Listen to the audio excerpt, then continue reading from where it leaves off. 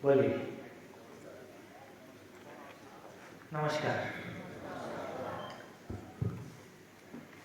मैं ये जो एक बात हुई कि शब्द से अर्थ तक की यात्रा, सूक्ष्म स्थूल से सूक्ष्म की यात्रा, सभी लोग अपने अपने लेवल पे उसको ग्रहण कर पाएंगे। तो ये जो लेवल जो है वो लेवल हमारा चैतन्य के लेवल पे होगा या हमारी ये शरीर के अंदर जो बुद्धि का जो आईक्यू बोलते हैं, एब्स्ट्रैक्ट थिंकिंग का वो सब, उस लेवल पे होगा।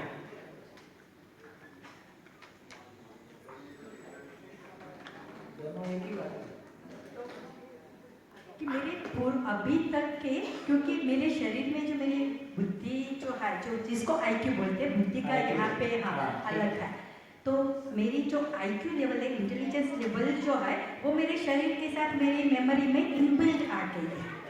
तो एक जो लॉन्ग डिस्टेंस में समझना चाहती हूँ कि चैतन्य का प्रभाव वो मेरे करंट ब्रेन की मेमोरी स्ट्रक्चर पे पड़ेगा या पढ़ता है या नहीं पढ़ता है, बहुत कुछ कंफ्यूजन उसके। अभी के लिए मैं इतना ही बोलूँगा कि बेसिकली जो चैतन्य इकाई जो मैं हूँ, आपका क्वेश्चन को सुन, आपने कोई क्वेश्चन बोला, उस क्वेश्चन को सुनने वाला कौन है? उस क्वेश्चन को मैं सुनता हूँ, ठीक है? उस क्वेश्चन को शरीर नहीं सुनता है, उस क्वेश्चन को मैं सुनता हूँ। आपने अपने किसी चेतना के स्तर से वो क्वेश्चन किया है, मैं मेरी किसी चेतना के स्तर से उसको सुनता हूँ, ठीक है? तो बेसिकली सुनने वाला मैं हूँ। ये जो एंटिटी है, सुनने वाली, बोलने वाली, शरीर केवल माध्यम है, ब्रेन केवल माध्यम है, ठीक?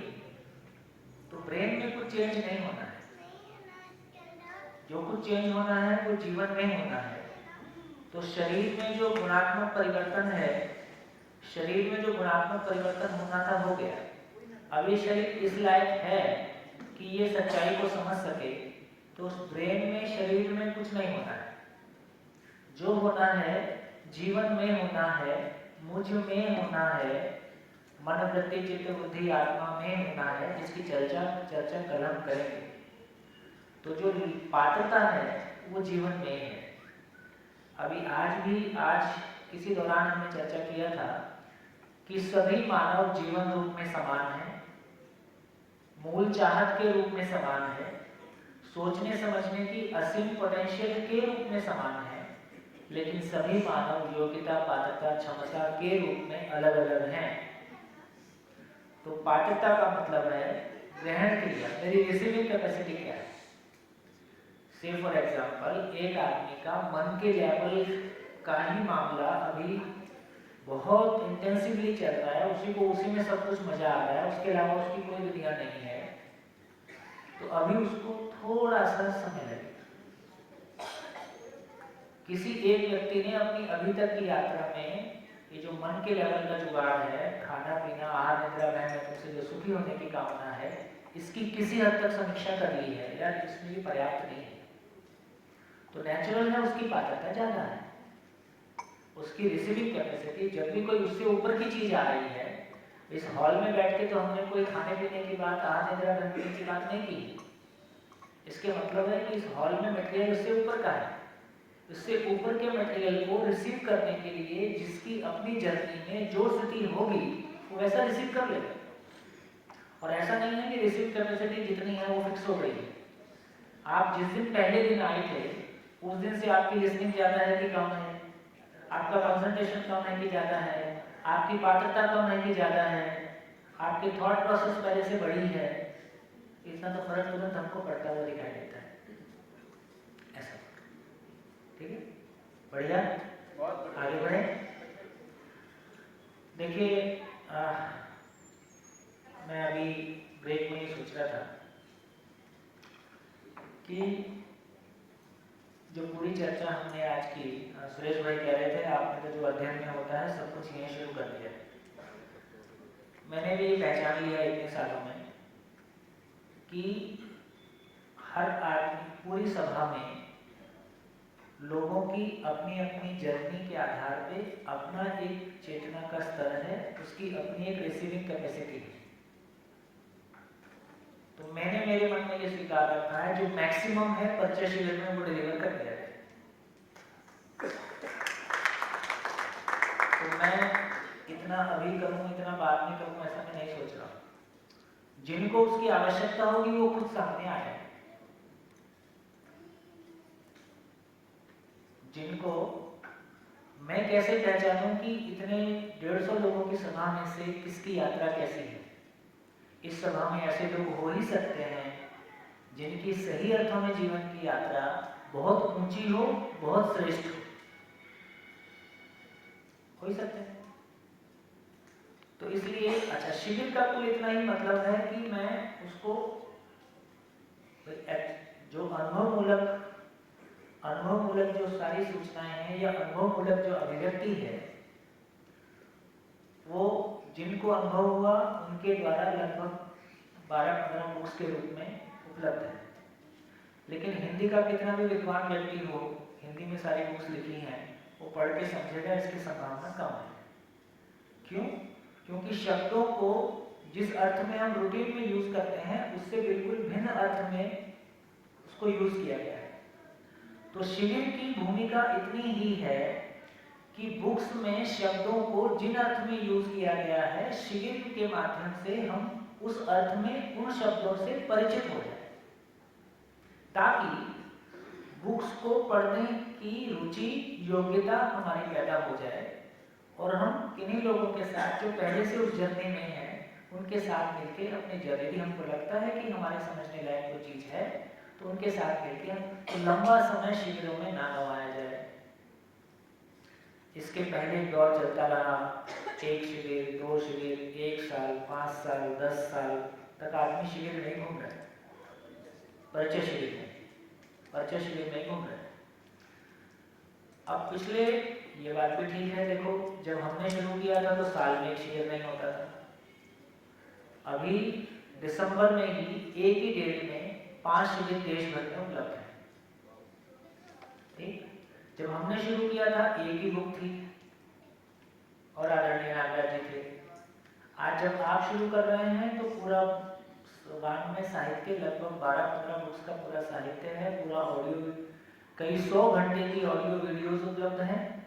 अब और कई जगह बहुत सारे लोग हैं जो सेंटर्स के रूप में, जीवन शैली के रूप में इसको जीने का प्रयास कर रहे हैं।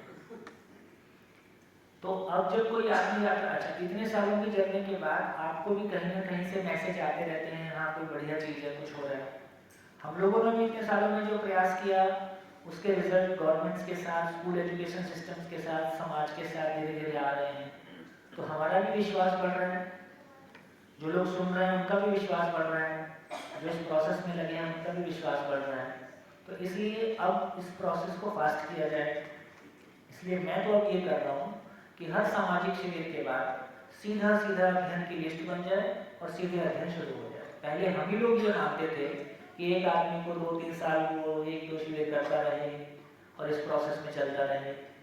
पहले हम ही लोग ऐसा मानते थे, लेकिन मैं पिछले 1-2 सालों में, 2-3 सालों में मेरा निष्कर्ष आ गया कि नहीं, एक आदमी शिविर के बाद यदि उसकी चॉइस है, ये आपकी चॉइस नहीं है तो मैं क्या करूँगा, यदि आपकी चॉइस है तो आपको अवसर मिलना चाहिए। और अब मैं शिविर वहीं करता हूँ जहाँ अध्ययन की डेट पहले से उपलब्ध है। तो शिविर केवल अध्ययन के लिए लोगों को फिल्टर करने का तरीका है। ऐसा उचित है? ठीक हो गया? तो आपका समय खराब नहीं हो, जिंदगी कीमती है, कोई चीज़ सही है या नहीं है, बहुत कम समय में आर पार हो जाए। मुझको इस रास्ते पे चलना है, नहीं चलना है, कुछ और ढूंढूंगा। ये सही है, इसको एक्सप्लोर करके देखूंगा। तो उस अर्थ में मैंने जो आपके सामने कहने की कोशिश की है वो हो सकता है कुछ चीज़ें जो रूटीन में हम शिविरों में चर्चा नहीं करते थे, अब वो बहुत सारी चीज़ें हम शिविरों में लाने लगे हैं। व्यापक की चर्चा, खालिस्तान की चर्चा लास्ट डे 2 घंटे करके छोड़ देते थे। अभी मैं उसको 5वें दिन ले आता हूँ ताकि आगे भी 3 दिन बचे रहें और हम और गहराई के साथ उतर सकें। तो जो काम 2-3-4 शिविरों में होता था वो भी एक शिविर में हो जाता है। जिनकी आवश्यकता है उनके लिए, जिनकी आज आवश्यकता नहीं है कल बनेगी। मैं ठीक कर रहा हूँ? आपका आशीर्वाद दे दिए।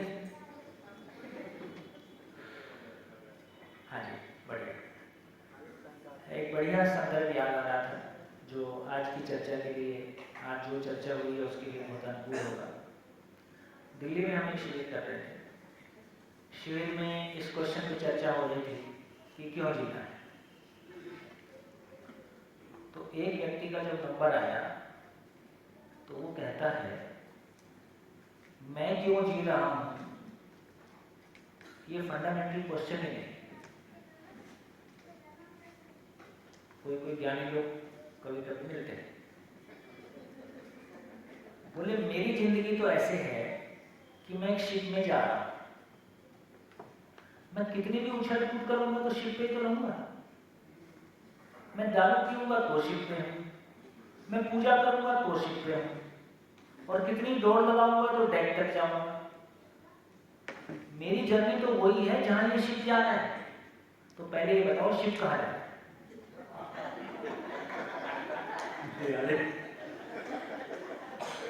कोई मिलता है कभी कभी ऐसा, नॉर्मली तो कम लोग मिलते हैं। मैं इसने कहा तो बहुत बढ़िया है। क्या कह दिया उस आदमी ने? क्या कह दिया उस आदमी ने? है? हाँ, उसने ये कहा कि ये वो गाना नहीं है, वो बनाने वाले काहे को दुनिया बनाई, काहे बनाए ये माटी के पुतले। ना ये झंझट होता, ना मैं होता, ना ये शिविर होता, ना ये सोचना पड़ता। तो प्रॉब्लम तो सारी उसकी है जिसने क्रिएट किया है ना? तो ये बना क्यों है सब, और ये शिप जा किधर रहा है? यदि शिप को ही समझे तो कुल मिला के ये एग्जिस्टेंस की दिशा किधर है, या मैं यदि इसको और स्थूल रूप में सोचें तो मैं एक धरती पे हूँ, शिप जा ही रहा है ना? और यदि इसमें कोई बम फोड़ ही देता है तो मेरा ध्यान यदि भी क्या करेगा, वो तो पता चला सबको सूरज में फिजन फ्यूजन हो गया, सब सूरज में बदल गया, तो मैं अकेला नहीं। तो जो मूल क्वेश्चन है कि संसार क्या है, मैं क्या हूं, करना क्या है, मैं क्या हूं, से भी मूल क्वेश्चन है कि ये आ कहां से गया। जो हमने आज बात करने की कोशिश की कि होल समझ में आता है तो पार्ट समझ में आता है।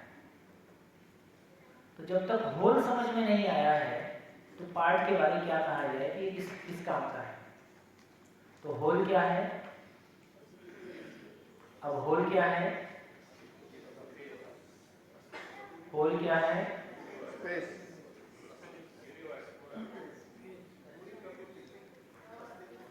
अस्तित्व पूरा। सो एक्सिस्टेंस इज को एक्सिस्टेंस, अस्तित्व सह अस्तित्व है। तो खाली स्थान में इकाइयां हैं, खाली स्थान स्वयं ऊर्जा स्वरूप है। ऊर्जा में खाली स्थान होने के कारण इकाइयां ऊर्जित हैं। ये खाली स्थान स्वयं में पूर्ण है, इसलिए सभी इकाइयां पूर्णता के अर्थ में व्यक्त हैं। मानव के अलावा सभी इकाइयां अपनी पूर्णता को आचरण की निश्चितता के रूप में व्यक्त करती हैं। मानव में निश्चित आचरण की अपेक्षा है, शिक्षा पूर्वक आचरण निश्चित हो जाए, ये कुल मिला के मानवता का काम है।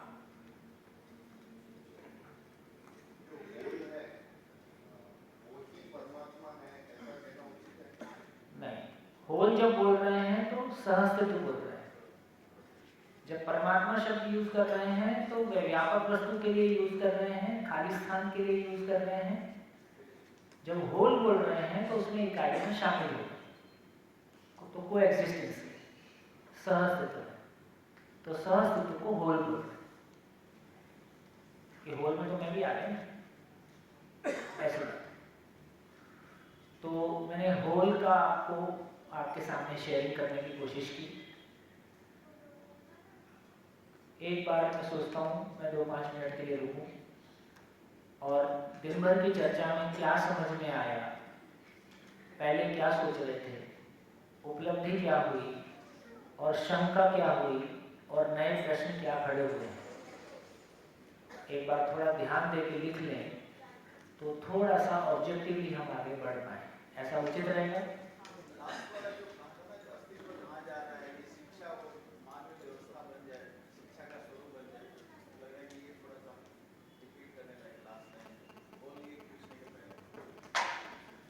देखिए नाटा जी जो कहलवाना चाह रहे हैं वो ये कह रहे हैं कि ये तो क्लैरिटी बन गई कि ये खालिस्तान अपने आप में क्या है, खाली है। जिंदगी में खालिस्तान को ना समझना ही जिंदगी का खालीपन है।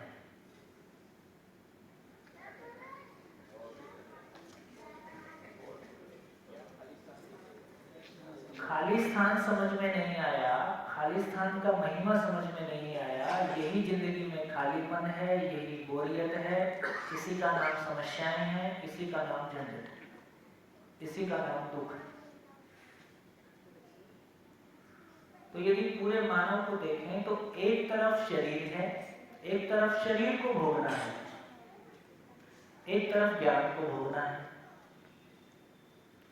शरीर के भोगने की सीमा हमने देखी कि उसमें सुख की निरंतरता नहीं है, और शरीर में सुख का पर्पस देखा कि नए शरीर बनते रहें, पुराने शरीर बने रहें। तो संवेदनाओं में जो सुख है वो नेचर का इंसेंटिव है मानव के लिए, ताकि देखो आदमी को मोह ना होता तो इतना झेलता है दूसरे को।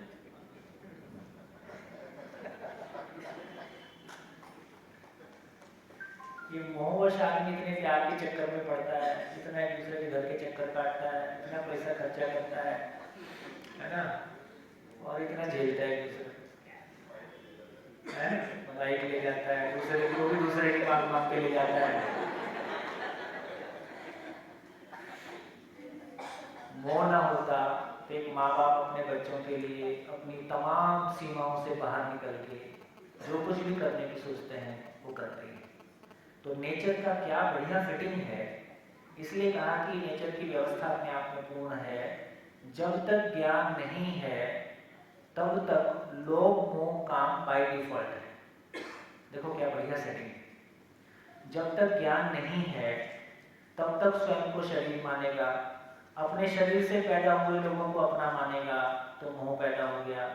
शरीर है तो शरीर के साथ में इंद्रिय सुख है तो काम है, उस काम के चक्कर में संतानोत्पत्ति में लगा रहेगा, है ना।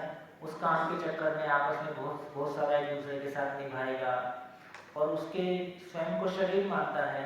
इसलिए साधन महत्वपूर्ण है, इसलिए पैसा महत्वपूर्ण है, इसलिए पैसा कमाने के लिए रोज 16 घंटे मेहनत करेगा।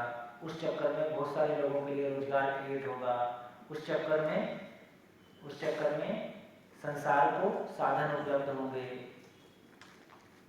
और इसी में नंबर 1 बनने के लिए एक दूसरे से झगड़ा करेगा, मद मात्सर्य, है ना। जब झगड़ा करेगा तो मार खाएगा, उसके बाद सोचेगा मेरी गलती थी कि उसकी गलती थी, तो उसका सोचना इवॉल्व होगा।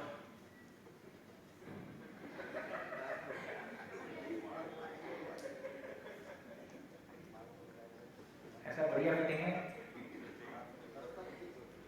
मतलब आदमी पूरा कितना भी दिमाग लगाए, ऐसी बिसात नहीं बिसा सकता है कि तुम किधर से भी चलोगे काम मेरा ही करो।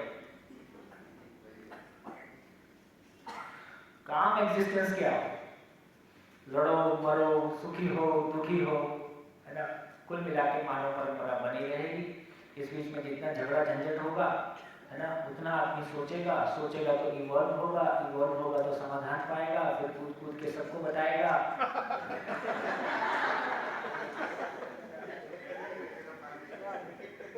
शिविर करेगा।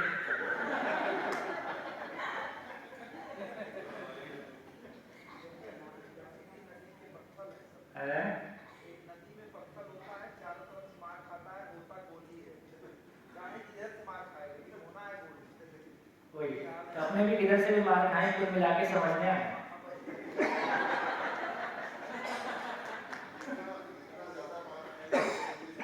हाँ, जितनी बड़ी जिम्मेदारी लोगे उतनी ज्यादा मार खाओ।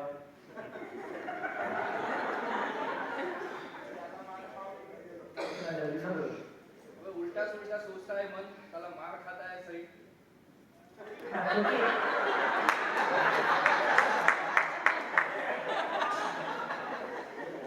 शरीर कोई मार नहीं खाता है, मार शरीर के थ्रू भी मैं ही खाता हूँ।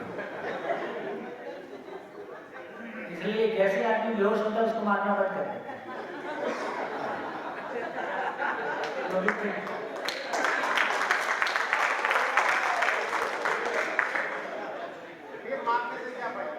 अब क्या मार, अब लास्ट को कौन मारता है? हम कहाँ चले जाते हैं, शरीर से डिस्कनेक्ट हो जाते हैं। देखो कुकर होता है ना, कुकर, प्रेशर कुकर, कुकर में गैस ज्यादा होने से वो फटे मत, एक सेफ्टी वाल्व होता है ताकि वो सीटी मार के गैस निकल जाए। तो मानव रूपी कुकर में 2 सेफ्टी वाल्व होते हैं, ये भी फटे मत। तो जब एक्स्ट्रा शारीरिक प्रेशर आते हैं तो बेहोश हो जाता है। शरीर के झेलने की सीमा से जैसे ही कष्ट बढ़ेगा ये बेहोश हो जाएगा, और मन के झेलने की सीमा से जब भी कष्ट बढ़ेगा ये पागल हो जाएगा। ये 2 सेफ्टी वाल्व, क्या फिटिंग है, क्या मैन्युफैक्चरिंग है। तो कभी सोचो यार कैसे कैसे बनी होंगी सारी चीजें। अब तक हम मानव के शरीर की रचना को नहीं समझ पाए हैं, ब्रेन की वर्किंग हमारी समझ से बाहर है। अभी तक हम एक सेल क्रिएट नहीं कर पाए। इस पूरी सृष्टि की रचना देखें, है ना, शब्द छोटा पड़ता है, ये क्या गजब की वस्तु है, ये क्या चीज है, मूल ऊर्जा, जिसमें होने मात्र से हर इकाई व्यवस्था के अर्थ में गठित है और एक के बाद एक व्यवस्थाएं और बड़ी व्यवस्थाएं प्रकट हैं और गैलेक्सी तक की व्यवस्था प्रकट होती है, और पूरी सृष्टि का एक कनेक्शन आपस में बना हुआ है। अभी कोई तो भी कुछ चीजें लोग देख के बताते रहते हैं, बोल रहे थे कि 2 पार्टिकल होते हैं, हर इलेक्ट्रॉन, आप कुछ बातें ऐसी हैं कि मेरे कोई वेरीफाइबल नहीं है, मैं भी कहीं से सुन लेता हूँ, कुछ ठीक लगती है तो कभी वक्त आने पे शेयर कर लेता हूँ। तो एग्जिस्टेंस में कितना भी दूर होगा, जो मोमेंट इस इलेक्ट्रॉन में होगा, इलेक्ट्रॉन बोले पेयर में होता है, और वो उधर भी चेंज होगा, इस तरह की बहुत सारी। तो मैं सिर्फ इतना ही कहना चाहता हूँ कि पूरा एग्जिस्टेंस आपस में कनेक्टेड है। हाँ, कुछ तो भी ऐसी बहुत सारी बात है। तो मैं कह रहा हूँ कि जिंदगी में समझना कितना सुखदायी काम है, और हमारा ग्रेजुएशन पूरा होने के बाद में किताबें हमेशा के लिए बंद हो जाती हैं, पर मेरे को लगता है कि ग्रेजुएशन तक जितना पढ़ा था उससे ये प्रेरणा मिली कि किताबों में कुछ नहीं है, इसलिए बंद हो जाती है ना। उससे बहुत प्रेरणा मिली होती कि इसमें जिंदगी मिलेगी तो हो सकता है आगे भी पढ़ते। ठीक, तो जो नाटा जी कह रहे थे मैं उधर आ जाता हूँ। तो ये पता चला कि ये मूल ऊर्जा अपने आप में पूर्ण है, और जितनी भी इकाइयां हैं उसके मूल में देखा जाए तो बहुत मूल में जाएंगे तो सब एटॉमिक पार्टिकल है, वही परमाणु के रूप में व्यक्त होते हैं, वही जड़ परमाणु के रूप में, और वही चैतन्य इकाई के रूप में व्यक्त होते हैं। वो कभी अध्ययन में आएंगे तो खुलेगा। अब ये बात हो गई कि धरती में 4 अवस्थाएं हैं, 4 अवस्थाओं में से मानव के अलावा बाकी किसी के साथ कोई प्रॉब्लम है। जो प्रॉब्लम है वो मानव की वजह से है, चाहे वो प्रॉब्लम मानव में है या प्रकृति में है। अब जैसी की चर्चा हुई है कि यदि हम पूरी संपूर्णता को समझेंगे, पूर्णता को समझेंगे, तो हम अपने में एक निश्चित आचरण के साथ होंगे या अनिश्चित आचरण बना रहेगा। पिछले 4 दिन में देख लीजिए कि आपकी थॉट प्रोसेस पहले से निश्चितता की ओर जा रही है कि और अनिश्चितता की ओर जा रही है, ये तो पहचान पा रहे। केवल 4 दिन की खाते पीते चर्चा में कोई हमने अलग से कुछ ज्यादा नहीं किया है, हमारी थॉट प्रोसेस किसी निश्चितता की ओर जा रही है। हमारी बॉडी लैंग्वेज में वो स्टेबिलिटी, हमारे फेस में स्टेबिलिटी, है ना, सभा में वो स्टेबिलिटी दिखाई देती है। ठीक, इसका अर्थ यह हुआ कि यदि मानव का आचरण निश्चित होगा, निश्चित आचरण का मतलब है कि ऐसा आचरण जो हमेशा मेरे लिए सुखदायी हो और सभी के लिए सुखदायी हो। यदि मेरे परिवार में सभी का आचरण ऐसा होगा तो एक दूसरे के साथ जीना कैसा होगा। तो संबंध कैसे होंगे? शिकायत मुक्त। एक परिवार में संबंध शिकायत मुक्त हो गए तो समाधान से जो सुख पाया, संबंध की तृप्ति से जो सुख पाया, इससे जो भोजन पे सुख की निर्भरता है वो खत्म हो गई।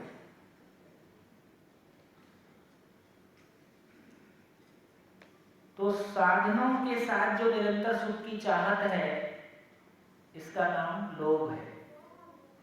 इंद्रियों में जो निरंतर सुख की चाहत है, इसका नाम काम है। किसी व्यक्ति विशेष के साथ जीकर जो सुखी होने की चाहत है, इसका नाम मोह है। और इन तीनों में जो असफलता है, इसका नाम क्रोध है। ऐसी मान्यता का नाम मद है। ऐसी मान्यता के लिए जो मेरे विरोध में खड़ा हो जाए, उसको निपटा देने की प्रवृत्ति का नाम मात्सर्य है।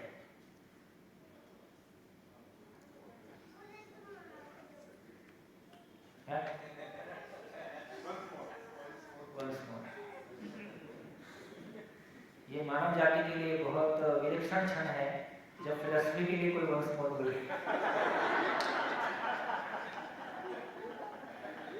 भैया एक बार और बता दीजिए, सही बता। एक बार और बोल देता हूँ। एक बार देखिए, स्वयं को शरीर मानना और साधनों से निरंतर सुख पाने की जो प्रवृत्ति है, इसका नाम लोभ है। इंद्रियों से निरंतर सुख पाने की प्रवृत्ति है, इसका नाम काम है। किसी व्यक्ति विशेष के साथ जी के सुखी होने की कामना है, इसका नाम मोह है। अपने भीतर ऐसी मान्यताओं का होना ही मद है। इनमें असफलता पाके दुखी होने का नाम क्रोध है। उस दुख में जो जिसने दुखी किया है, उसको निपटा देने की प्रवृत्ति का नाम मात्सर्य है।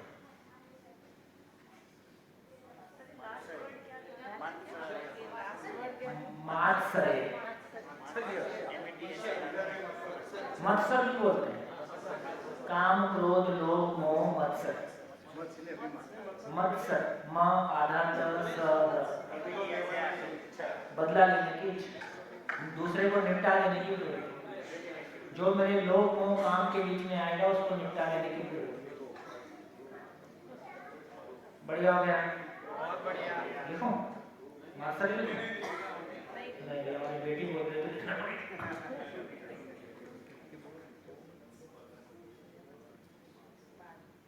ऐसा मात्सर्य भी बोलते हैं और मत्सर भी।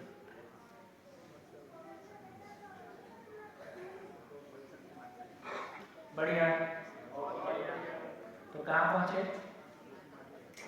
तो इसका अर्थ ये हुआ कि अब मुझको समझ में आ गया कि समाधान बराबर सुख है। और समाधान बराबर सुख क्या है? और उसको हमने एक लेवल और नीचे ले लिया। समाधान बराबर सुख का मतलब है ये खाली स्थान, ये मूल ऊर्जा, ये व्यापक वस्तु, पारदर्शी, पारगामी, नित्य, सत्य, शुद्ध, बुद्ध, ईश्वर, परमात्मा, जिस भी नाम से हम पहचाने, ये खाली स्थान अनुभव काल में आनंद के रूप में प्राप्त है। अब एक बार अनुभव हो गया, हमेशा बना रहेगा कि चला जाएगा? हमेशा बना रहेगा।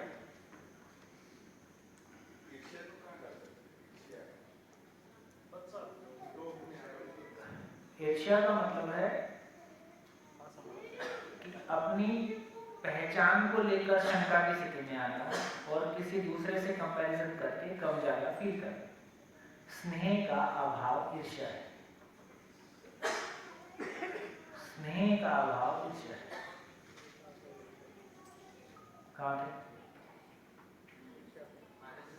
हाँ, अनुभव काल में ये मूल ऊर्जा, तो मैंने कहा कि एक तरफ शरीर को भोगना है। हम 5 दिन से हॉल में बैठ के क्या भोग रहे? यहाँ बैठ के हम ज्ञान को भोग रहे। यदि अब मैं आपसे कहूँ, शिविर के दौरान बीच में मैंने एक बार आपसे लिस्ट बनवाई थी कि समाधान बराबर सुख के नाम पे आपकी झोली में क्या है, कितनी चीजें आप लिख सकते हैं कि हाँ, ये मेरे को समाधान बराबर समाधान सुख होता है, कोई चीज ये मेरे को मिली। जैसे यदि अभी पहले शिविर में जो सबसे पावरफुल चीज अपने को मिलती है, यदि पूरे शरीर में कहें तो आपको क्या चीज़ ऐसी मिली जिसके आधार पे अपने भीतर आपको कॉन्फिडेंस, क्लैरिटी, हल्कापन, एक निश्चितता नजर आती है? क्या चीज मिली?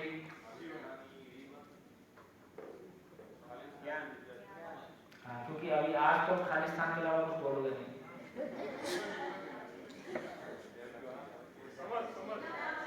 है जिंदा और जीना रहने में फर्क। जिंदा और जीना रहने में फर्क एक बड़ी छलांग थी, और हमको ये क्लैरिटी, उसका आंसर हमको ये मिला कि शरीर की आवश्यकता अलग है, मेरी आवश्यकता अलग है, दोनों को पूरा करने का तरीका अलग है। शरीर की आवश्यकता से मेरी आवश्यकता पूरी नहीं हो सकती। कैसे? शरीर की आवश्यकता से मेरी आवश्यकता पूरी नहीं हो सकती। कैसे? आप घर में पहुंचे, आपने वाइफ से कहा खाना दे दो, वाइफ ने कहा मैं तुमको बहुत प्यार करती हूँ।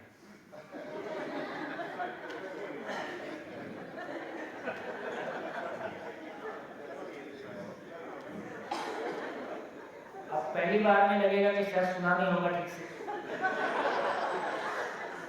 तो भाई अपने बोलेंगे यार प्यार नहीं, मैं खाने की बात कर रहा हूँ, ठीक से सुना दो, खाना दो खाना।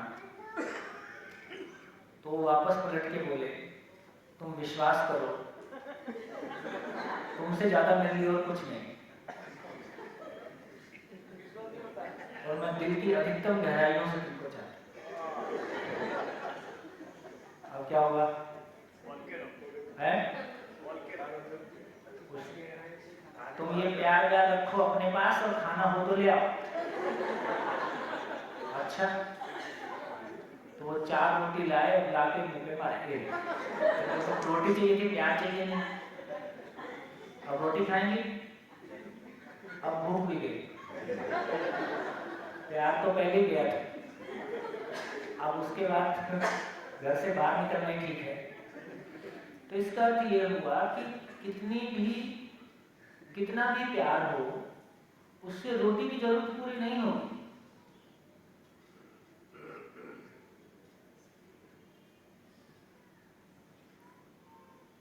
तुम मेरे को प्यार करते हो नहीं करते हो, तुम मेरे लिए सांस रोक के दिखाओ।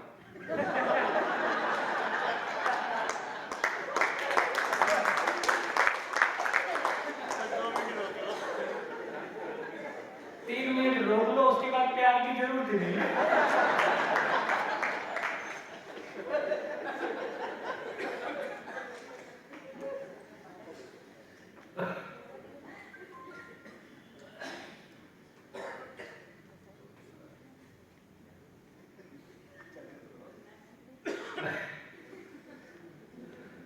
क्या बोला इसमें? है?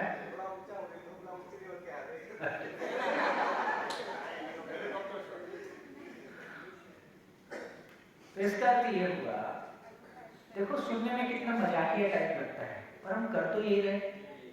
घर में वाइफ नाराज हो गई, बोले चलो आइसक्रीम खा के आए।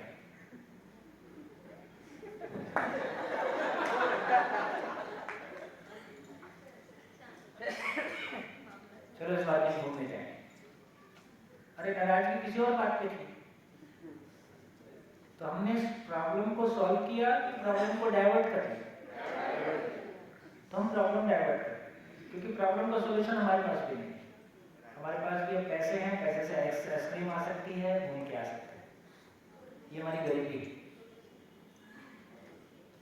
हाँ गरीबी तो है, और क्या? आदमी को जो चाहिए वो कोई बड़ी चीज है, आप छोटी चीज में कुछ उसमें काम नहीं चलेगा। अब मैं अपना बताऊंगा तो फिर आप बोलोगे। मैं आज तक 5 रुपए का गिफ्ट अपनी पत्नी को खरीद के नहीं दिया। 5 रुपए मैं 5 रुपए कभी मंदिर में नहीं चढ़ाया, क्योंकि जब मंदिर में जाके मैं सोचता हूँ तो मैं सोचता हूँ यार जो सब कुछ देता है उसको मैं क्या दूंगा। तो मैं ये प्रार्थना करता हूँ कि मेरा कण कण अर्पित है, जो करवाना हो या जो करना हो मैं सोच ही रहा हूँ, और बेहतर होगा तो और प्रेरणा दे देना। तो बहुत सारी जगह जब आप गिफ्ट का सोचते हैं तो अपनों के बीच में बड़ी गिफ्ट नहीं है, इसलिए छोटी चीजों से काम चला रहे हैं। शायद बड़ी चीज का सुख हमें आवश्यकता अनुसार चीजें उपलब्ध हो ही जानी चाहिए। एक कपड़े की जरूरत है, खाने की जरूरत है, और कोई चीज की जरूरत है, वो तो जरूरत है, जरूरत है, इसलिए उपलब्ध हो जाए अच्छी बात है। और जरूरत को आप गिफ्ट के रूप में दे दो, इसमें भी कोई बुराई नहीं है।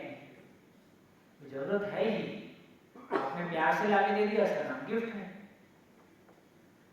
लेकिन गिफ्ट से जिंदगी बहलती नहीं, गिफ्ट से मेरे जीने की आवश्यकता पूरी नहीं हो रही है ना।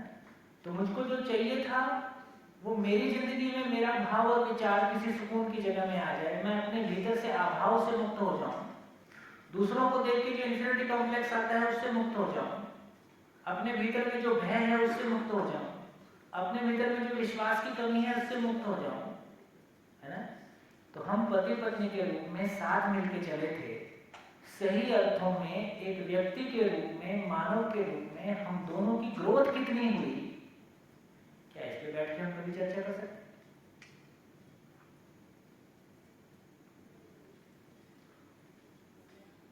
भाई यदि खाने पीने का सवाल था तो लड़की घर में खाने पीने की कमी छोड़ी तुम्हारे पास आई।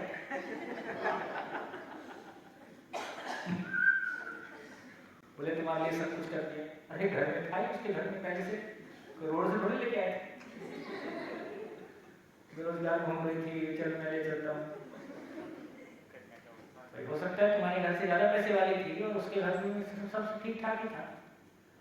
तो यदि सही मायने में देखा जाए तो एक दूसरे से हमको भौतिक आवश्यकता वाला भाग अपनी जगह है ही, वो सम्मानजनक तरीके से पूरा हो जाए, लेकिन भाव पक्ष की जो आपूर्ति है और भाव पक्ष की जो समझ है, ये ना होने की वजह से सारा उपद्रव है। भाई साहब, भाव पक्ष का जलवा शादी के पहले आप देखते ही, और लोग अपने माँ बाप छोड़ने थे, बोले माँ बाप शादी के लिए सहमत नहीं है तो इनको भी छोड़ो, बोले प्रॉपर्टी से बेदखल कर दूं, बोले ले जाओ अपनी प्रॉपर्टी। एक 25 साल का बच्चा, 22 साल का बच्चा, जिसका कोई करियर नहीं है, जिसके पास पैसा नहीं है, वो अपने माँ बाप को छोड़ने तैयार हो जाता है, वो प्रॉपर्टी को छोड़ने तैयार हो जाता है, तो कोई तो ताकत होगी, पॉजिटिवली सोचा जाए। आप उसको पागलपन कह दो, आवेश कह दो, लेकिन कोई तो उसमें आकर्षण होगा, कोई तो ताकत होगी। तो इसका मतलब है कि यदि दो लोगों के बीच में जब भावनात्मक पोषण होता है, उसके बाद वस्तु नगण्य हो जाता है। ये भावनात्मक पोषण नहीं होता है तो फिर वस्तु इंपॉर्टेंट हो जाता है। बिल्कुल वैसे ही है जैसे आदमी नई नौकरी ज्वाइन करता है और उसको लगता है कि मैं बहुत अच्छा काम कर रहा हूँ। जब सिस्टम में आता है, पता चलता है कि अच्छा काम जैसा कुछ होता ही नहीं है, तो कहता है चलो ठीक है, राम तो मिले नहीं, कम से कम माया तो मिले। राम तो मिलेगा नहीं तो कम से कम माया तो मिले, तो फिर वो पैसा समेटने में लग जाता है। तो सार बात इतनी है कि यदि आदमी को बड़ी चीज नहीं मिली तो खाली हाथ तो नहीं रहेगा, तो उसको छोटी चीज तो चाहिए।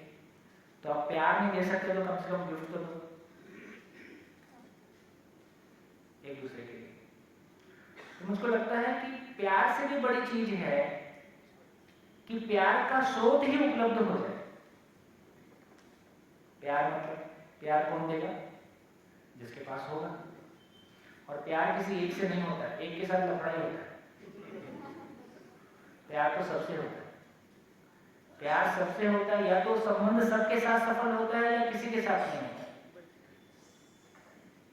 तो इसका मतलब ये हुआ कि जितना जितना अपनी यात्रा के क्रम में ये मूल ऊर्जा अनुभव काल में आनंद के रूप में, विचार काल में समाधान के रूप में, व्यवहार काल में उभय तृप्ति न्याय के रूप में और व्यवसाय काल में नियम के रूप में, हमारी अपनी जर्नी के चलते ही हमारा इवोल्यूशन का प्रोसेस होता है। हमको शब्दों से वो क्लैरिटी नहीं होती है, लेकिन जाने अनजाने कोई यात्रा हमारी हो रही है। उस क्रम में जिन लोगों में एक स्टेबिलिटी आई है, एक स्थिरता आई है और अपने में थोड़ा सा भरा हुआ है, कहते हैं भरा हुआ छलकेगा। यदि अपने में कोई चीज भरी हुई है तो वो छलकती है और दूसरे तक पहुंचती है, तो दूसरे तक प्यार पहुंचता है। लेकिन ये प्यार का प्रोडक्शन कैसे हुआ? फैक्ट्री कहाँ है? तो प्यार के प्रोडक्शन की फैक्ट्री यही है कि अनुभव काल में आनंद के रूप में, विचार काल में समाधान के रूप में, ये अंदर फैक्ट्री है। अब व्यवहार काल में न्याय के रूप में अब ये बाहर बहना शुरू हो गया, तो स्थिति होगी तो गति होगी।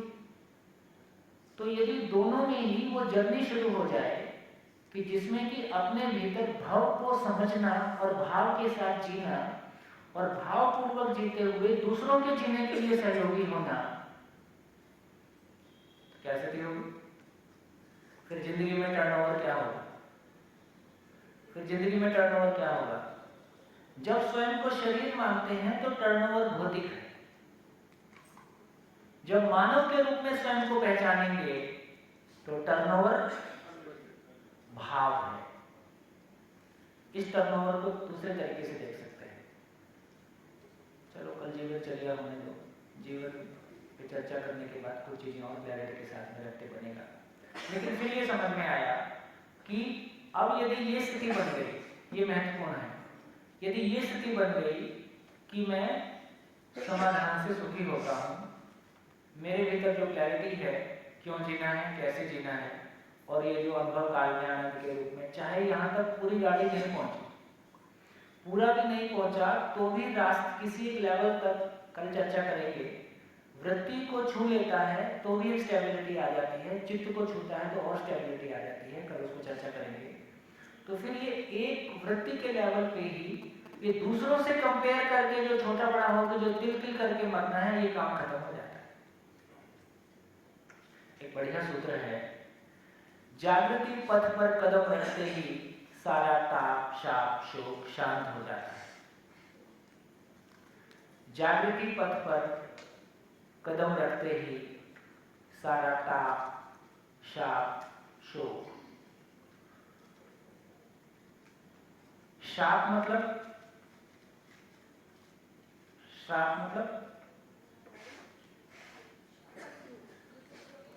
दूसरों के लिए बुरा सोचना, दूसरों के लिए बुरा सोचना। वो मेरे लिए किसी दूसरे को बुरा सोचने की जरूरत ही नहीं है, मैं अकेला ही समर्थ हूं, मैं शरीर हूं, इसके बाद कुछ भी अपना बुरा सोचने की जरूरत नहीं है। तो हम सब दुखी होने के लिए स्वावलंबी हैं, सेल्फ रिलायंट हैं, हमको किसी दूसरे को दुखी करने की जरूरत ही नहीं। मैं अपने में ही दूसरों से कंपेयर करता रहूंगा, दूसरे की शक्ल, उसका रंग, उसके बाल, उसकी हाइट, उसकी गाड़ी, उसकी साड़ी, उसका पैसा, है ना, और अपने में तिल तिल करके मरते रहो। अब दूसरे कुछ करने की जरूरत नहीं। हाँ? क्या हो गया? क्या हो गया? कहाँ थे हम? जागृति पथ पर कदम रखते हैं? जागृति पथ पर कदम रखते ही तो मैं शरीर हूं, मैं शरीर हूं, तो मैं स्वयं के द्वारा शापित हूं, दूसरे की आवश्यकता नहीं। मैं शरीर हूं, इस मान्यता के साथ में जीना, ये अपने आप में दुख की प्रोडक्शन की फैक्ट्री है।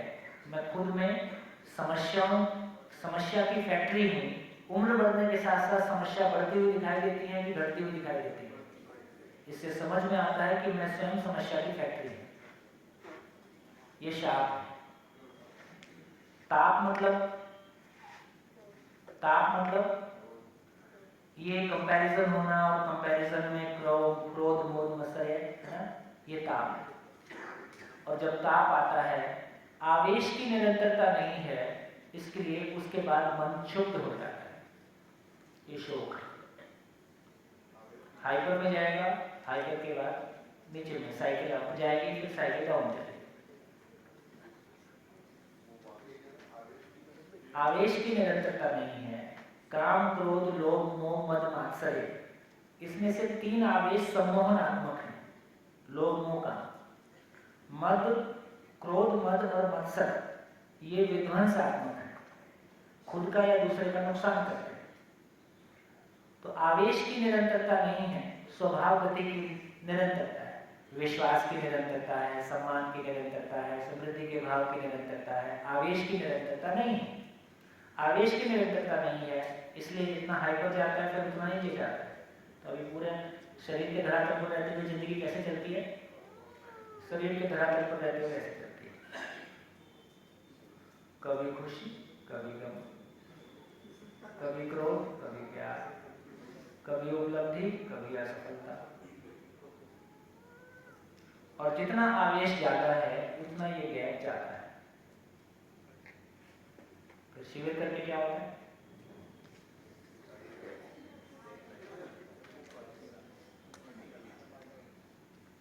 पहले ऐसा रहता है, खूब ऊंचा ऊंचा, फिर शिविर करके ऐसा हो जाता है, अध्ययन करते करते ऐसा हो जाता है, फिर और आगे चलते चलते ऐसा हो जाता है, धीरे धीरे।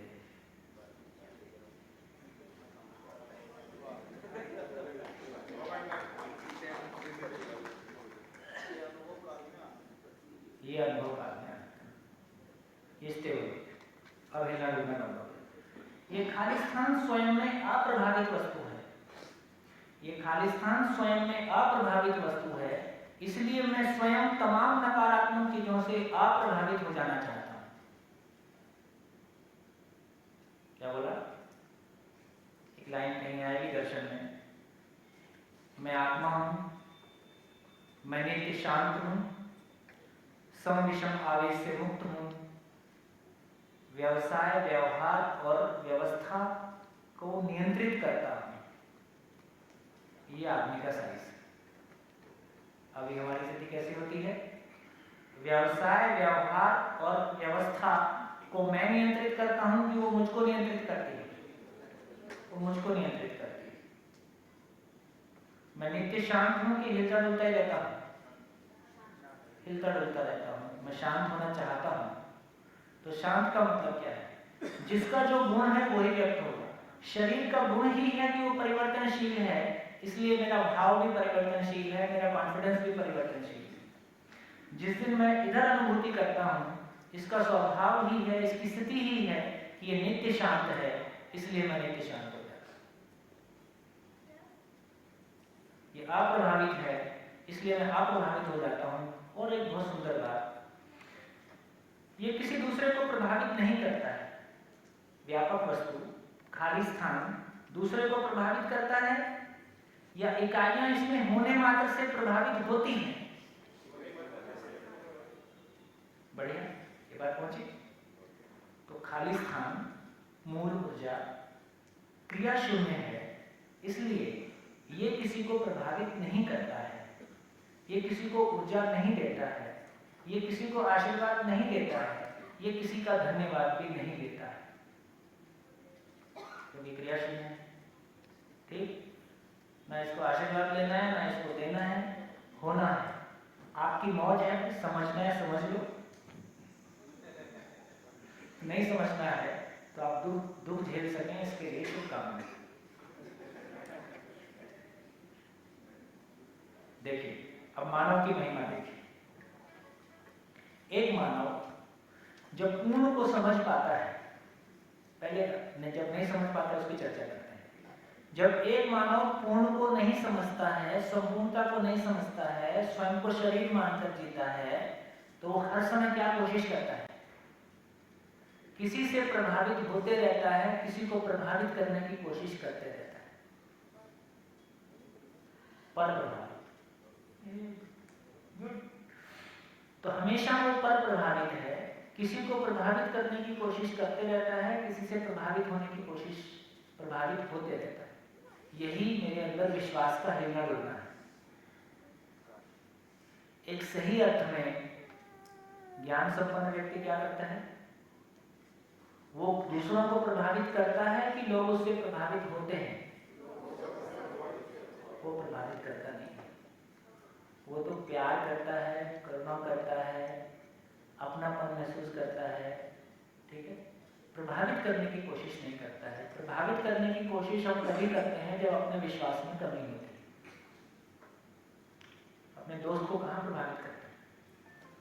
दोस्त के साथ जैसे हैं वैसे उठते बैठते हैं। दोस्त के घर जाते हैं तो कैसे कपड़े पहन के जाते हैं, जैसे पहने रहते हैं वैसे पहन के चले जाते हैं। नए लोगों के यहाँ कैसे कपड़े पहन के जाते हैं? हाँ, वो पता नहीं वो प्रभावित हो मत हो, हाँ पता नहीं उतना उसका माइंडसेट कैसा होगा, तुमको नहीं पता है। तो जहाँ अनिश्चितता है वहाँ सारे कवर लगा के जाना पड़ता है, पता नहीं कौन सा कवर काम आएगा।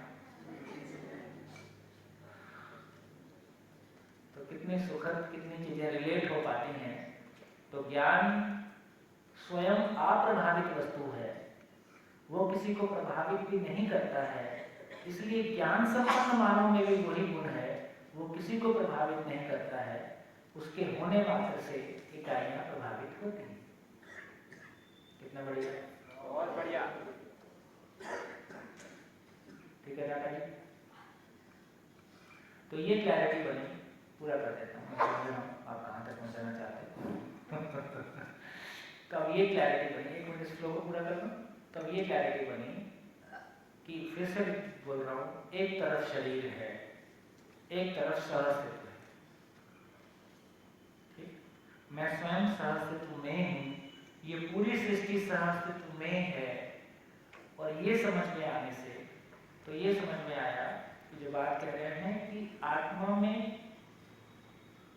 खाली स्थान को आर पार अनुभूत करने की ताकत है, वो केवल उसी की ताकत है, उसके नीचे किसी फैकल्टी की वो ताकत नहीं है। मन भौतिक रासायनिक वस्तुओं को पहचानता है, ये मन की ताकत है। ये मन की ताकत है कि हमें शरीर को पकड़े रखे। शरीर, मन की ताकत है कि वो शरीर को पकड़ सकता है, शरीर को चला सकता है, और शरीर से जुड़ी हुई चीजों को फिर हम पहचाने लगते हैं। ठीक? चित्त की ताकत है कि वो ज्ञान या वो निरंतर जो रियलिटी है उसको पहचानने की ताकत रखता है। कल उस ताकत को कैसे यूज कर सकते हैं उस तरफ हम थोड़ा देखने की कोशिश करेंगे। लेकिन इतनी बात से अब ये क्लैरिटी बन गई कि हाँ, मैं समाधान से सुखी होता हूँ। यदि मैं समाधान से सुखी होता हूँ तो मेरे परिवार के लोग बाकी क्या चीज से सुखी होंगे? समाधान से। इसलिए जैसे ही आप शिविर करते हो आपकी लिस्ट बनना चालू हो जाती है, यहाँ किस किस को बुलाना है, पूरे घर के बदल डाल लक्ष्मी।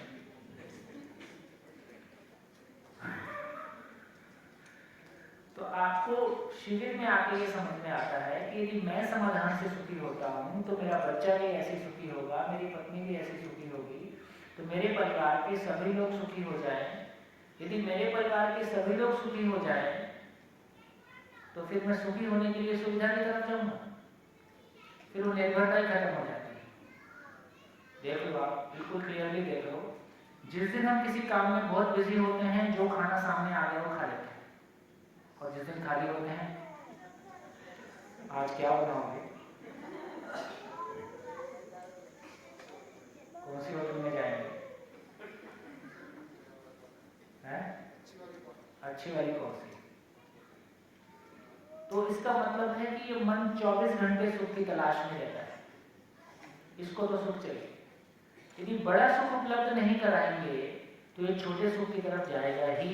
वो रास्ता इसका पुराना देखा हुआ है, आहार निद्रा में, तो ये अपने आप ही उधर चल देता है क्योंकि पुराना देखा हुआ है। जो रास्ता देखा हुआ नहीं है वहां देखने के लिए पहली बार थोड़ा रास्ता बनाना भी पड़ता है, उस पर चलने के टिक के इस बात का एहसास आ जाए कि हाँ ये सुखदायी है, तो उसमें थोड़ी शुरू में ऊर्जा लगती है। और ये जो रास्ते बने हैं ये एक साल में नहीं बने हैं, हजारों साल, हजारों लोगों ने मेहनत की है, तब जाके ये रास्ते तैयार हो गए। ये ठीक हो गए? और अभी भी ये लगता है कि जितनी मेहनत है ना हम मान लो करते हैं, यदि सही दिशा में मेहनत की जाएगी तो हो सकता है ये उतने मेहनत का काम नहीं है। यदि क्लैरिटी के साथ बात होगी, और जब परिवार पूरा, अभी ज्यादा प्रॉब्लम क्या होती है कि परिवार में एक व्यक्ति चलना चाहता है, बाकी लोग उसको नहीं समझ पाते।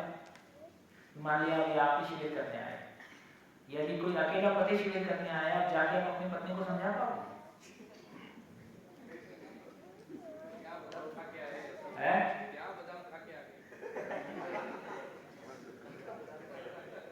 संभव नहीं है। 2 साल हो गए ऐसे में कोशिश करते करते। होता ही है भैया, होता ही है। 25-12 का कंफर्म करवा दिया। अच्छा, आराम तो बहुत हो जाता है। अभी देखिए, शरीर से संबंधित चीजों में भी जिन चीजों में हम साथ चल सकते हैं, कोई एक फिल्म घर के सभी लोग साथ देखना चाहते हैं, घर में बैठ के देखें या हॉल में जाके देखें, उतने समय तो हमको अच्छा ही लगता है जब हम साथ साथ चल पाते हैं। तो जब भी हम अपनों के साथ साथ साथ चल पाते हैं, जब भी हम अपनों के साथ निर्विरोध होते हैं, वो क्षण हमारे, जब भी हम अपने में निर्विरोध होते हैं, वो क्षण हमारे लिए बहुत खूबसूरत होते हैं। उसकी निरंतरता हो जाए, बस प्रॉब्लम इतनी है। उसकी निरंतरता हो जाए, बस प्रॉब्लम इतनी है। इसका मतलब ये हुआ, इसका मतलब ये हुआ कि परिवारों का साथ बैठ के चल पाना, तो बहुत सारी बात तो इन्हीं 7 दिन में नहीं बढ़ जाती। यदि साथ साथ बैठ के शिविर हो गया पति पत्नी का और बच्चे भी पाए हुए बड़े हैं तो हो गया, तो बहुत सारा मामला वो शिविर के दौरान ही निपट जाता है। कोई चीज़ और कॉम्प्लिकेटेड है तो कुछ समय और लगता है, सामान्य चीज़ें तो निपट ही जाती हैं, है ना, और ठीक से ध्यान चला गया। अब यदि परिवार, अब ये भी समझ में आ गया, अब अपने में जैसे जैसे विश्वास बढ़ेगा, अब बाहर की चीजें पहले से कम प्रभावित करेंगे। तो जो बोर्ड पे अपने लिखा था कि हमारी 2 ही समस्याएं हैं, बोर्ड में बहुत क्लियरली लिखा था कि पूरे मानव जाति की 2 ही समस्याएं हैं। एक, परिवार दूसरों से प्रभावित हुए बिना, टीवी में एडवर्टाइजमेंट से प्रभावित हुए बिना अपने परिवार की आवश्यकताओं का निर्धारण कर सके और हमेशा उस माइंडसेट के साथ बना रहे। तो अभी हमारे परिवार की आवश्यकताएं हम तय कर रहे हैं कि वातावरण तय कर देता है। मैं घर कैसा बनाऊंगा, है ना, कल राकेश भाई बता रहे थे, बोले 25 साल की कमाई घर में घुस गई। हो सकता है आपके रहने के लिए घर, हम रहने के लिए घर बनाते हैं कि शोरूम बनाते हैं।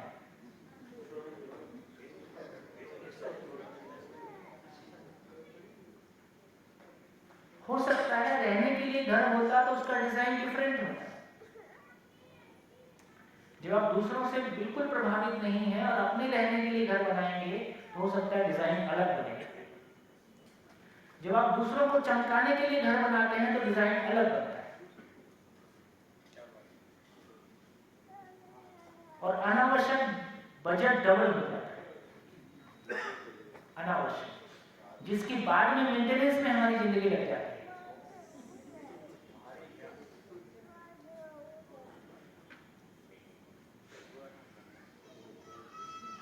दिल्ली में आजकल BMW कारें बहुत मिल रही हैं, किसी को चाहिए तो बताएं।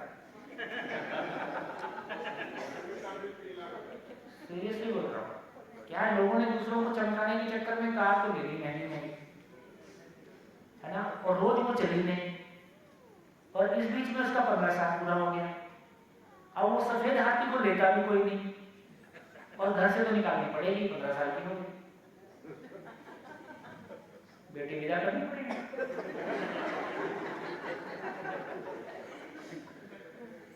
तो ये महंगी गाड़ियां ऑफ कोर्स पुरानी बहुत सस्ते दाम में उपलब्ध है, कोई लेने वाला नहीं। क्यों, उसकी हेडलाइट टूट गई तो एक मोटरसाइकिल उसमें घुस जाती।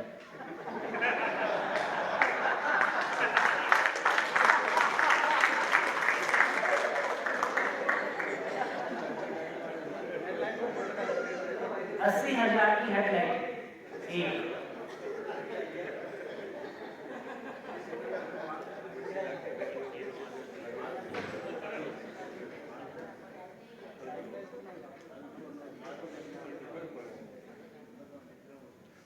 कैसे ही हमारा खुद के हाथों शोषण हुआ है, दूसरे की जरूरत ही नहीं।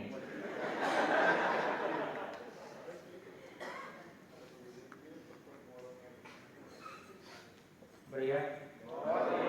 तो एक एक शिविर में लोग लाखों कमाते हैं।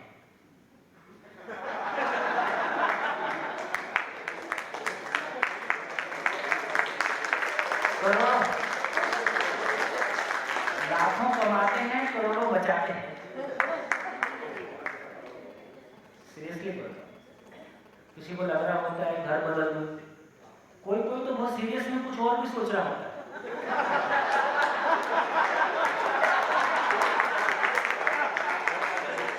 उसको लगता है चल वही ठीक।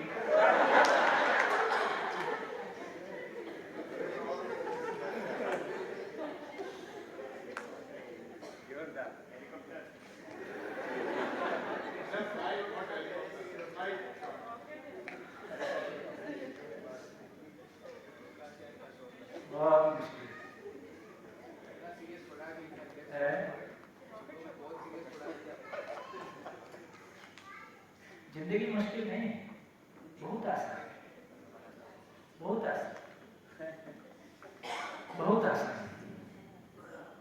भैया अभी तो ये जो आपने बताया जो सबके साथ जो एक उठाव लेने की बात है वो हार्वर्ड यूनिवर्सिटी ने प्रूव की है।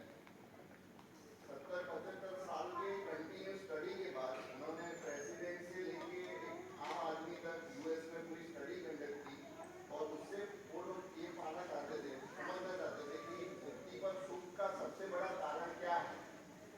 तो उन्होंने ये कारण निकाला आफ्टर 70 to 75 years के good and close relationship with people वो सुख का धरती पर सबसे बड़ा कारण है। आपने तो इतना मानसिक दिवालिया पढ़ा कि जब तक हार्वर्ड नहीं बोलते आपने को समझ में नहीं आता।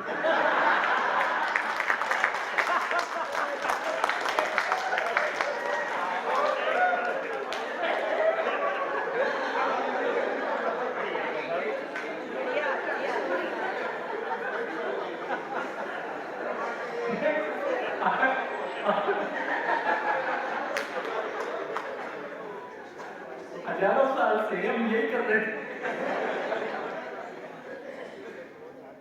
देखिए, इस देश के महापुरुष इतने हल्के नहीं थे, उनको पता था इस आदमी के पास में अकल के पहले साधन आ गया तो ये दुरुपयोग ही करेगा, इसलिए इस देश का बेस्ट क्रीम किसी आत्मा परमात्मा की तलाश में गया, उसने साधन की तरफ वो गया ही नहीं। हम मशीन नहीं बना सकते थे, हमारी अकल इतनी कम नहीं थी, हम मशीनें नहीं बना सकते थे, हम साइंटिफिक इनोवेशन नहीं कर सकते थे, हम इतने कमजोर लोग शायद नहीं थे। यदि यदि यदि हम उस रेंज को देखें तो स्थूल, सूक्ष्म, कारण, महाकारण, यहाँ तो लोगों ने ऐसे परिवारों की संख्या बहुत बड़ी है इस देश में, या पर्याप्त संख्या है, जिसकी पीढ़ी में से हर पीढ़ी में एक आदमी सन्यासी होता रहा। इस देश में ऐसे पर्याप्त लोग। अब सोचो तो सही, क्या दम होगी लोगों की, वो हिमालय की -40 डिग्री में पड़े 40 साल से, क्या दम होगा। तो इसका मतलब ये है कि यदि हम सारा साइंटिफिक इनोवेशन की बात करें तो किस रेंज में आएगा, वो सूक्ष्म में आएगा। सूक्ष्म का भी वो प्राइमरी लेवल है। तो यहाँ यदि लोगों ने कारण और महाकारण तक की यात्रा की और उस यात्रा ही नहीं कही, समाज में उसको स्थापित कर दिया। आज समाज में हर आदमी आत्मा परमात्मा को जाने नहीं जाने पर कम से कम उसकी चर्चा तो करी है, मुंह पे जुबान से तो ला दिया कि ये कोई आत्मा परमात्मा कोई बड़ी चीज है। तो वो लोग कोई साइंटिफिक इनोवेशन नहीं कर सकते, शायद ऐसी बात नहीं थी, लेकिन कहीं ना कहीं वो निष्कर्ष निकाल लिए कि यदि सद्बुद्धि आने के पहले, समझ आने के पहले ये साधन बढ़ते हैं तो ये दुरुपयोग होगा। और वाकई में अब ये सोचने लायक स्थिति बन गई है कि मात्र पिछले 50 साल की यात्रा में धरती उस लेवल पे पहुंच गई है जहां वो मानव के रहने के लायक नहीं बचेगी, इस पे एक भी मानव नहीं बचेगा, हम वहां पहुंच गए मात्र 50 साल की यात्रा। इस तरह 50 साल में हमने ग्रो किया ना, ग्लोबल वार्मिंग को देखेंगे तो हो सकता है लोगों ने पहले सोच लिया होगा, और इसलिए अब ज्यादा आवश्यकता है इस बात की। अब पहले समझदारी ऑप्शनल थी, अभी कंपल्सरी डू और डाई, अभी डू और डाई, या तो धरती नहीं बचेगी या फिर ठीक से चलो।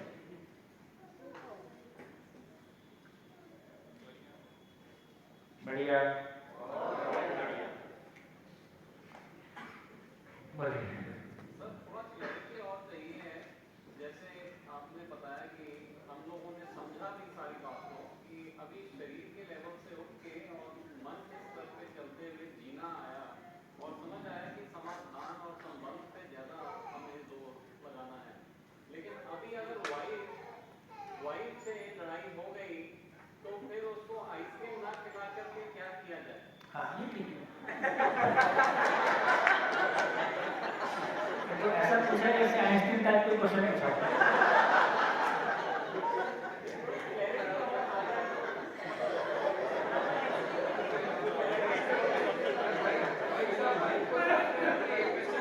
भाभी यहीं पे थी,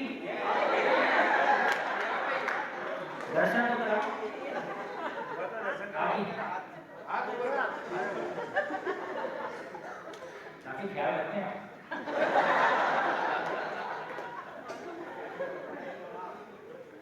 तो देखिए ये बात ठीक है, ये बात बहुत व्यवहारिक है और बहुत इंपॉर्टेंट है। एक छोटा सा वाक्य सुनाता हूं। आदरणीय नागराज जी अमरकंटक में रहते थे अपने परिवार सहित, नाती पोते सहित। तो हम लोग रायपुर में रहते हैं, रायपुर से अमरकंटक करीब 200-250 किलोमीटर। तो मैं उनके रूम में घुसा तो वो किसी से क्रिकेट का स्कोर पूछ रहे थे, जबकि मेरे को पता था कि इनको उसमें कोई रुचि नहीं है। उनका पोता साथ में था, उससे क्रिकेट का स्कोर पूछ रहे थे। तो वो तो चला गया कुछ देर में। तो मैं उनको पूछा कि आपको तो कोई रुचि नहीं है क्रिकेट में, आप क्यों इतना रुचि ले रहे थे, आप स्कोर पूछ रहे हैं? तो बोले देखो, जिसकी जिसमें रुचि है उससे संबंध बनाए रखने के लिए पहले उसकी दुकान चलाना जरूरी है।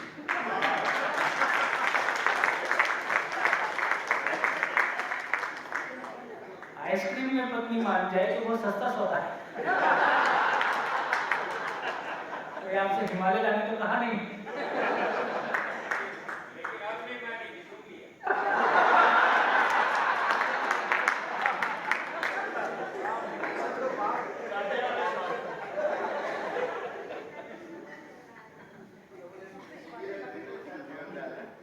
नहीं, अब आइसक्रीम की जरूरत नहीं। अब बोलेगी तुम जाओ अध्ययन करके आओ। क्या हमारे दोस्त हैं,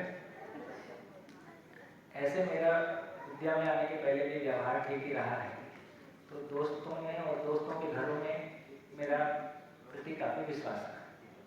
तो अक्सर लोग घरों से देर रात को देर हो जाते हैं घर से पहुँचते हैं, तो फिर वो ये बोल देते हैं घर में देर हो गई, कहाँ हो, अभी तक नहीं आए? बोले सोम भाई के पास बैठा हूँ। अच्छा बोले ठीक है, आराम से आना। उसको लगता है चल तो सुधर के आएगा।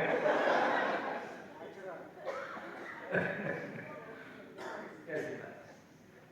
तो दोस्तों मेरे को लगता है हमने तो बहुत सारी स्ट्रगल की ऑफ कोर्स, और बहुत उठा पड़ा,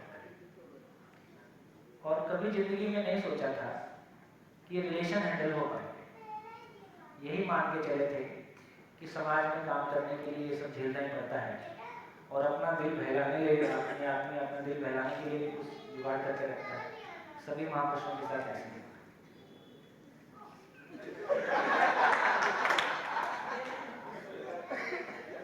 समझ नहीं है लोगों को।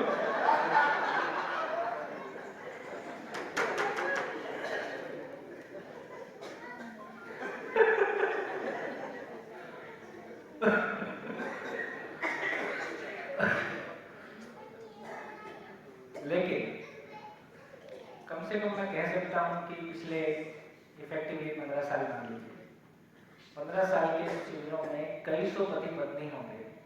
यदि वो शिविरों में नहीं आए होते तो आज पति पत्नी नहीं होते।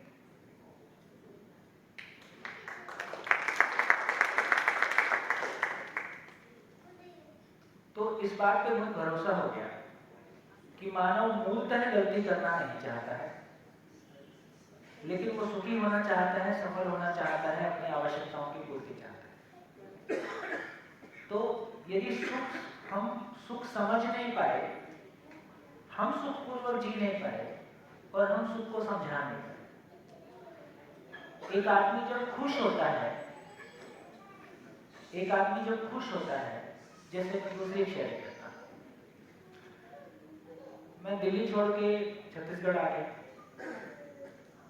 और मेरे दिल्ली के लोग तो नहीं जानते थे मैं वहां जाके क्या करता हूँ, और सब दोस्त तो नेचुरल ताना ही मारते हैं, क्रॉस क्वेश्चन करते हैं, रिमार्क्स करते हैं, है ना, दोस्त तो दोस्त ही होते हैं, और अपने भी पूछते ही हैं कितना पैसा मिलता है।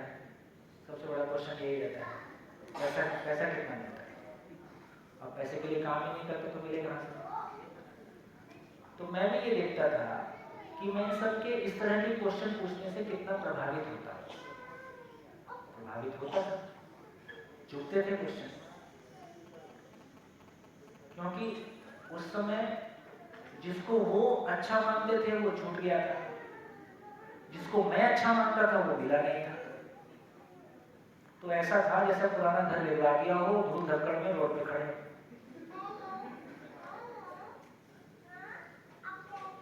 लेकिन एक सेल्फ ऑब्जर्वेशन लेने का काम, पुरानी आदत थी, वो चलता रहा।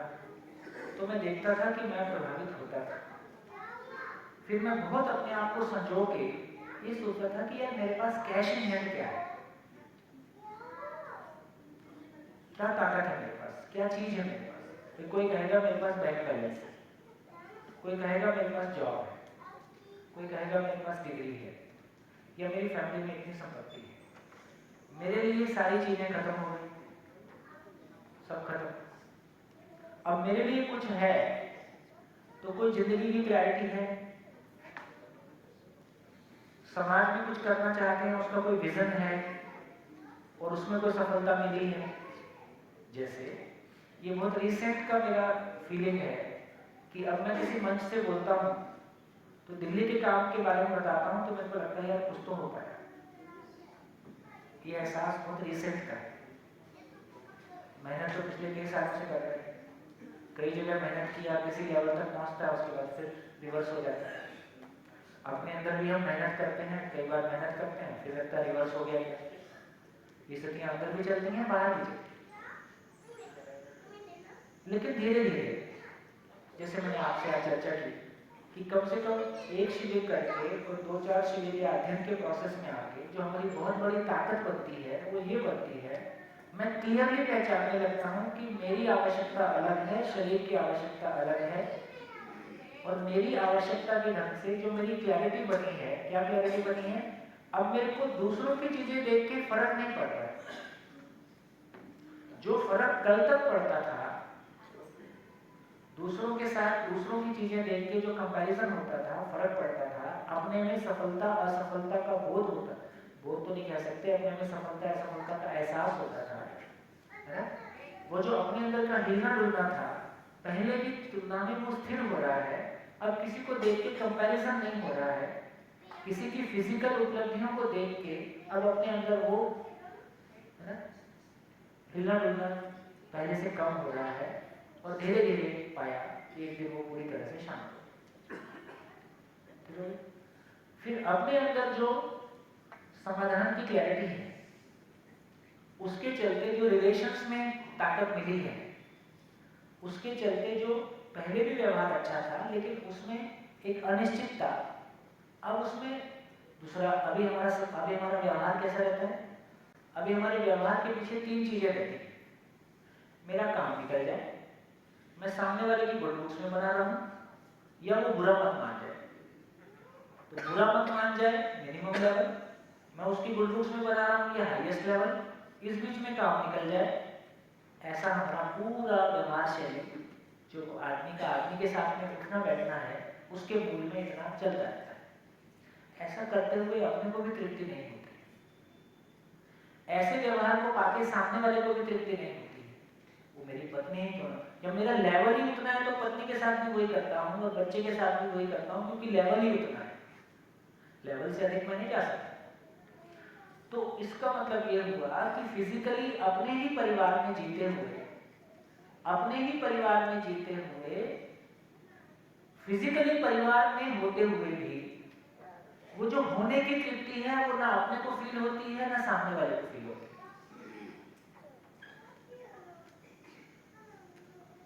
और एक आदमी जब अपने आप में सही अर्थों में खुश होता है, सही अर्थों में, कोई फिजिकल उपलब्धियों से नहीं, केवल अपना एक भाव पक्ष, जब एक व्यक्ति अपने आप में भाव पक्ष के साथ होता है, उसका भाव पक्ष कोई कॉन्क्रीट चीज है। इस सभा में शब्द नहीं पहुंचते हैं, इस शब्दों का क्षणिक प्रभाव होता है। किसी के पास भाषा बहुत अच्छी है और बहुत अच्छे वक्ता नहीं होते हैं, तो उसका क्षणिक प्रभाव हो सकता है, लेकिन वो किसी की जिंदगी को मोड़ दे और कोई उस पर जिंदगी लगाने के लिए तैयार हो जाए, ये नहीं हो सकता है। सुन के अप्रिशिएट करेगा। तो मैं कहना चाहता हूं कि ये जो, जैसे कार एक स्थूल वस्तु है, शरीर एक स्थूल वस्तु है, लेकिन एक रियलिटी है, ऐसे ही भाव भी एक वस्तु है, एक रियलिटी है। जैसे मेरे को कार को छूने का एहसास होता है, जितना क्लियरली मैं कार को देख सकता हूं, महसूस कर सकता हूं, उतनी ही क्लैरिटी, उससे ज्यादा क्लैरिटी के साथ मैं भाव को फील कर सकता हूं, भाव को देख सकता हूं। और भाव का प्रेजेंस दूसरे को छूता है।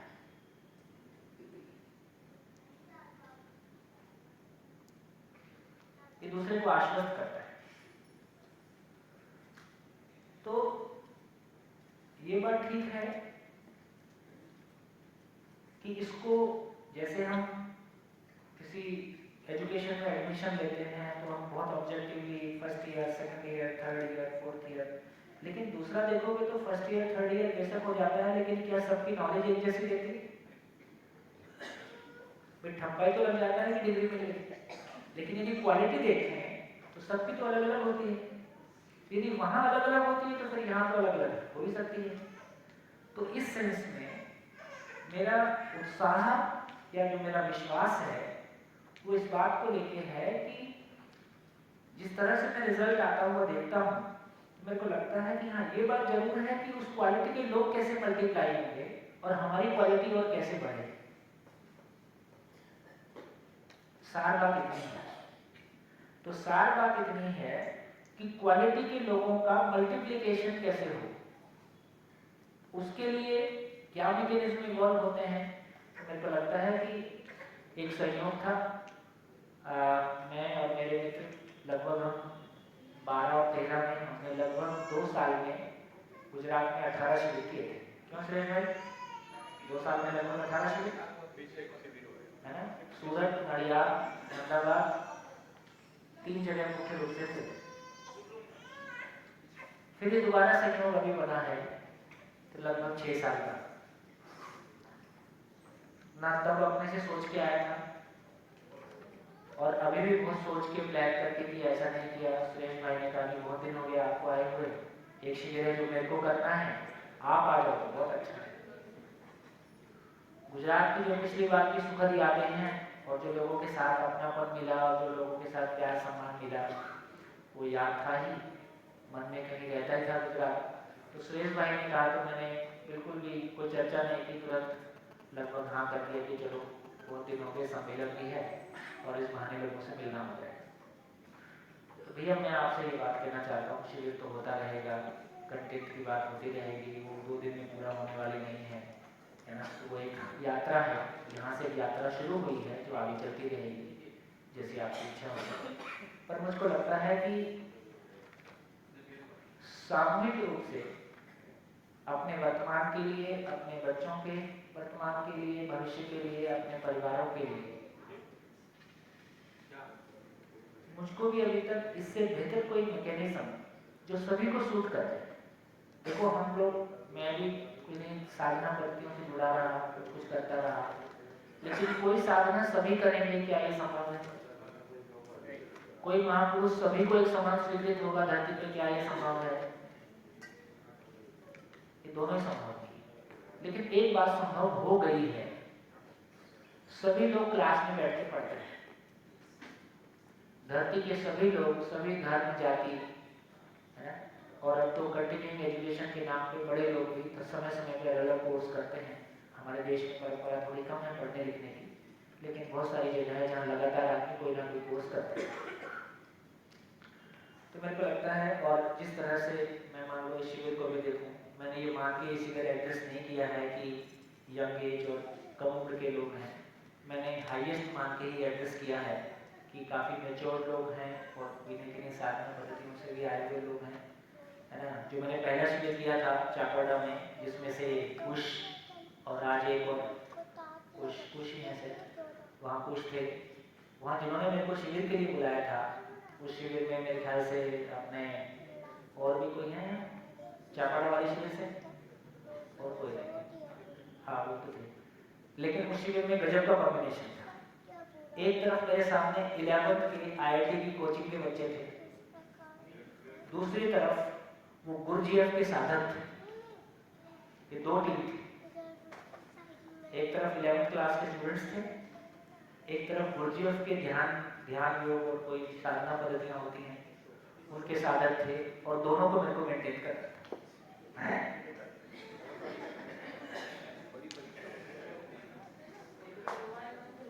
लेकिन संयोग जो भी कुछ रहा काफ़ी सुखद रहा। तो मैं ओवरऑल बस ये कहना चाहता हूँ कि जो भी गुजरात की पृष्ठभूमि और जो भी सारी स्थितियाँ हैं उसमें काफ़ी सुपात्रता फैमिलीज के ढंग से भी देखें और ओवरऑल की सारी कंडीशंस को देखें तो काफ़ी अनुकूलता है। बहुत सारी अनुकूलताएं अदर स्टेट्स में नहीं है, फिर भी गुजरात में पॉलिटिकल स्टेबिलिटी रही है, बाकी सब कुछ अपने तरीके से पारिवारिक आर्थिक जो भी सारी स्थितियाँ हैं वो अपने तरीके से हैं, तो काफ़ी एक अच्छी स्थिति में हम हैं। तो मेरा आपसे अनुरोध ये है, मैं कोई भी शिविर करना तब स्वीकार कर रहा हूँ जब मेरे को ये दिखाई दे रहा है कि वहाँ स्थानीय लोगों में और शिविर करने वाले लोगों में उसको आगे धारा के रूप में बनाए रखने का, क्योंकि डुगडुगी बजाने का काम करने की हमारी जरूरत, क्योंकि हमको तो ना तो इससे पैसा लेना है और अपने घर से समय निकालना है, और सारी परिस्थितियाँ और देश में एक जगह नहीं है, कई जगह हैं। तो मैं बहुत विनम्रता के साथ इस बात को कहना चाहता हूँ कि मैं जहाँ भी कहीं लगेगा कि हाँ परिवर्तन आ सकता है, चीज़ें बदल सकती हैं, जो भी हमारी छोटी सी सीमाएं हैं हम उसमें पूरी ताकत लगाने के लिए तैयार हैं। लेकिन साथ में आप लोगों से ये अपेक्षा भी है, यदि अपने को लगता है कि काम की बात है तो दबा के एक्सप्लोर किया जाए, आर पार किया जाए, उससे हमको भी भरोसा होगा, हमको मीन्स आप सभी को, और उससे आने वाली पीढ़ी को भी भरोसा होगा कि नहीं यार, नहीं तो आने वाली पीढ़ी लगभग भरोसा हो चुकी है। धर्म और अध्यात्म लगभग किसी का व्यक्तिगत इंटरेस्ट हो तो अलग बात है, मासेस की बात करेंगे तो सब कुछ छोड़ देंगे, और खासकर वो जो भी कारण होंगे, देखो दुनिया में सभी तरह के काम होते हैं, लेकिन मीडिया ने जिस तरह से पिछले दिनों चाहे वो आशाराम बापू और जो भी कुछ सारे केसेस उठाए हैं, उससे जो थोड़ी बहुत आस्थाएं और भी ढीली हुई, लोगों को लगता है कि यहाँ सब जगह गड़बड़ी होता है, जबकि काफ़ी जगह अच्छा काम भी होता है, लेकिन एक नेगेटिविटी तो जल्दी आ जाती है। तो कैसे वातावरण में एक सकारात्मकता है, कम से कम इस काम में कोई लीडरशिप नहीं है, कोई इज्म नहीं है, किसी तरह का फॉलोअरशिप नहीं है, किसी तरह का दान चंदा वेशभूषा कर्मकांड नहीं है, कोई सेंट्रल अथॉरिटी नहीं है ना। तो शुद्ध रूप से परिवार विधि से कैसे साथ में मिलजुल के समझने जीने का काम कर सकते हैं, और जो बात नाका जी बार बार कहने की कोशिश करते हैं, इस पूरे कंसेप्ट का जो फाइनल आउटकम है वो शिक्षा के रूप में है और व्यवस्था के रूप में है। शिविर की बहुत छोटी सीमा होती है, शिविर में वो सारी बातें नहीं आ पाती। तो एक कंप्लीट एजुकेशन सिस्टम क्लास 1 से लेके कॉलेज लेवल तक का क्या हो सकता है, देश भर में कम से कम 50 लोग हैं जो उस काम में काफ़ी मन से लगे हैं, और क्लास 1 से लेके कॉलेज तक का करिकुलम क्या हो, बुक्स क्या हो, उस पर काम कर रहे हैं। ये बात बिल्कुल ठीक है कि उनकी संख्या और उनकी योग्यता और बढ़ने की ज़रूरत है, क्योंकि ये किसी छोटे समूह का काम नहीं है, बड़ा काम है। तो जैसे जैसे हम में से बहुत सारे लोगों की योग्यता उसमें बढ़ेगी तो हम बहुत सारे लोग उसमें लग पाएंगे, काम कर पाएंगे। आत्मीय में, राजकोट आत्मीय में पिछले 3 साल से काम हो रहा है, तो लगभग उन्होंने ये स्वीकार लिया है कि जो हरिप्रसाद जी है ना, जो सोचते थे वो ये जो पूरा का पूरा ये एजुकेशन सिस्टम है, इससे वो साकार हो सकता है, और पूरे दरवाजे उन्होंने खोल दिए हैं कि ये पूरी की पूरी यूनिवर्सिटी इसी की रोशनी में चले, ऐसा हम चाहते हैं।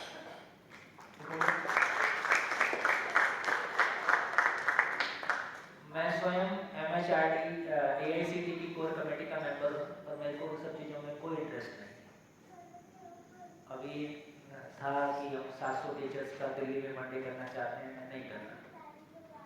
पहले आगे तक का प्लान बताओ, यदि अपने टीचर्स तैयार करते हो तो काम करूँगा, तो कम से कम मैं नहीं जाऊँगा। मैं ऐसा नहीं किसी को, बाकी हमारे बच्चों को, किसी को ऐसा नहीं बोल रहा हूँ कि आप नहीं जाओ, लेकिन मैं किसी जगह पैर तभी रखूँगा जब मेरे को ये दिख जाए कि ये ट्रांसफॉर्मेशन की तरफ मामला जाए। ये तो अनावश्यक